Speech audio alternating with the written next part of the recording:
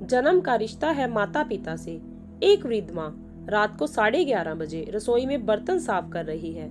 घर में दो बहुएं हैं जो बर्तनों की आवाज से परेशान होकर अपने पतियों को सास को उलाहना देने को कहती हैं। वो कहती हैं, आपकी माँ को मना करो इतनी रात को बर्तन धोने के लिए, हमारी नींद खराब होती है।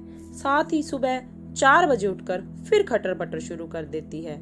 सुबह 5 बजे पूजा आरती करके हमें सोने नहीं देती, ना रात को ना ही सुबह। जाओ, सोच क्या रहे हो, जाकर माँ को मना करो। बड़ा बेटा खड़ा होता है और रसोई की तरफ जाता है।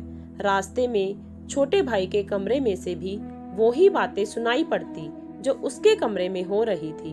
वो छोटे भाई के कमरे को खटखटा देता है। छोटा भाई बाहर आता है। दोनों भाई रसोई में जाते हैं और माँ को बर्तन साफ करने में मदद करने लगते हैं। माँ मना करती पर वो नहीं मानते। बर्तन साफ हो जाने के बाद दोनों भाई माँ को बड़े प्यार से उसके कमरे में ले जाते हैं तो देखते हैं पिताजी भी जागे हुए हैं। दोनों भाई माँ को बिस्तर पर बिठाकर कहते हैं, माँ सुबह जल्दी उठा देना, हमें भी पूजा करनी है और सुबह पिताजी के साथ योगा भी करेंगे। माँ बोली, ठीक है बच्चों। दोनों बेटे सुबह जल्दी उठने लगे।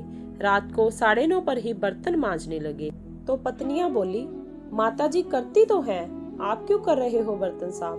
तो बेटे बोले, हम लोगों की शादी करने के पीछे एक कारण यह भी था कि माँ की सहायता हो जाएगी, पर तुम लोग ये कार्य नहीं कर रही हो।